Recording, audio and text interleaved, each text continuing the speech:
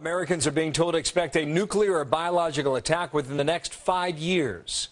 That's the findings in a new bipartisan report just out today. It carries a warning, and that is this. The U.S. needs to beef up efforts to counter a catastrophic attack at home. My first guest this evening, a leading player in that study, former Missouri Senator Jim Talent, vice chair of that commission. Sir, good evening to you.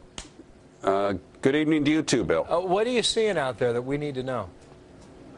Well, the margin of safety on balance for the country from a weapons of mass destruction attack by a terrorist, we think, is shrinking. Now, what that means is we're making progress in certain areas. Our report says, for example, in the intelligence sector, which we've been having a lot of difficulties with, we're very pleased at the progress there. But the terrorists are adapting too. And the proliferation of nuclear weapons, the availability of what's called dual-use technology, pathogens in the bio area, as well as instability in places like Pakistan, means that we think gradually our margin of safety is shrinking. You mentioned the country of Pakistan. Let me talk about that in a moment here, but it's almost 2009. Why was 2013 such a critical marker in this report?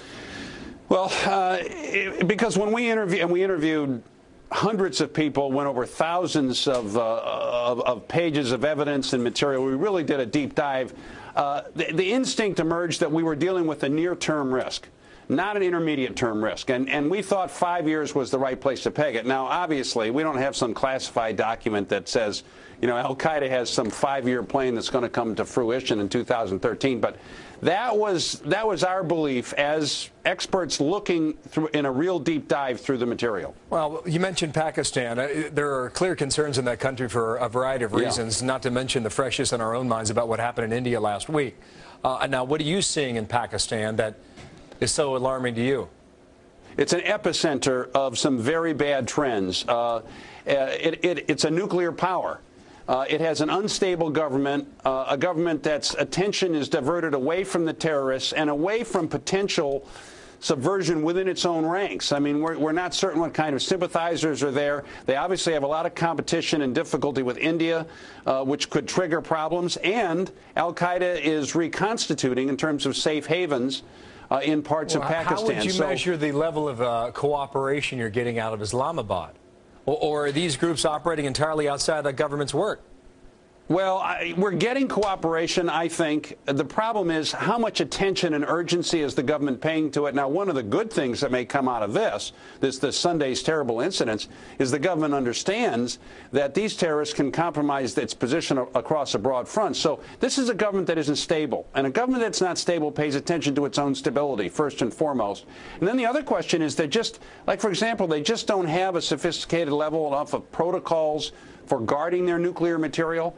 I mean, it's a poor country that's still fairly new in dealing with all this. So as you put out this warning today, are folks in Washington listening to this? Are they too caught up in the bailout mess and the economy disaster? Well, I think the answer is yes and yes, frankly. Yes, they are listening, but the danger, and we say this in the report over and over again, is the danger of the urgent crowding out of the important. And this is why what we're saying is, look, this is not just important, it's urgent. No matter what else you're doing, you have to keep paying attention to this because, I mean, look, we're facing the possibility of the destruction of a city someplace in the world and potentially in the United States if we don't get this under control. It is ominous, and it's something everybody needs to pay attention to, frankly. I mentioned this was a bipartisan report. This is not just a rogue group of politicians putting this together. You guys got together for a very long time and looked very closely at this. There was a political message I read in this, too, and that is this. If the new administration wants to talk to Iran or talk to North Korea, you say tread lightly. Explain. Well, what we say, but with regard to Iran and North Korea, is look, if you're going to negotiate, and we don't really comment on whether they should directly negotiate, but if you're going to, and that's certainly an option, bargain from a position of strength.